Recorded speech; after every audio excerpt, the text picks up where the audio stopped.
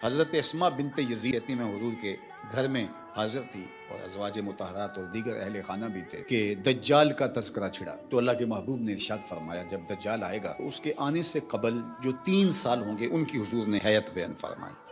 کہ آسمان تیسرا حصہ پانی کا روک لے گا،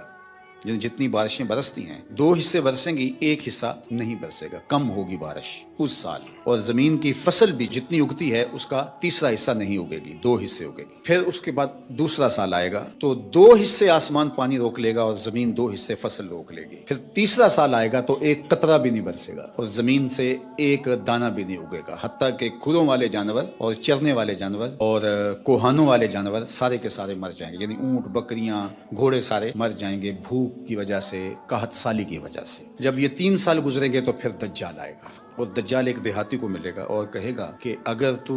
چاہے اور مجھے رب مان لے تو میں تیرے گھوڑے اور تیرے یہ جانور زندہ کر سکتا ہوں۔ وہ کہے گا کہ اگر ایسا ہو جائے تو بہت اچھا،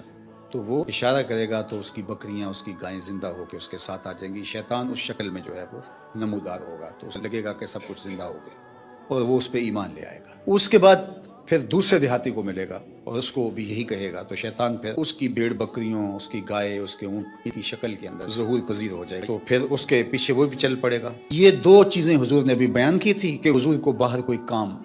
پڑ گیا تو حضور یہیں چھوڑ کے بات تو باہر تشریف لے گئے۔ تھوڑی دیر کے بعد حضور جب واپس تشریف لائے تو حضرت اسما بنت یزید اور گھر کی دیگر خواتین زاروں کے تار رو رہی تھی۔ حضور نے فرمایا تمہیں کیا ہوا، تم کیوں رو رہی ہو؟ انہوں نے عرض کی یا رسول اللہ آپ نے جو دجال کا ذکر کیا تو اللہ کے محبوب صلی اللہ علیہ وآلہ وسلم نے ارشاد فرمایا کہ اگر دجال میری موجودگی میں آ گیا تو میں فکر نہ کرو میں نپٹ لوں گا، اور پھر آقا کریم نے ارشاد فرمایا کہ اگر میرے بعد آتا ہے تو پھر ہر مومن کا اللہ خلیفہ ہوگا، یعنی اللہ اس کی طرف سے اس کی حفاظت فرمائے گا۔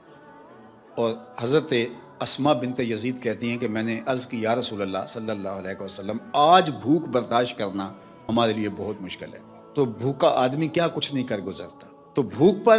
لوگ ایمان کیوں نہیں بیچیں گے؟ آج جب کہ آپ سامنے ہیں تو بھوک تنگ کرتی ہے تو بے تاب ہو جاتے ہیں،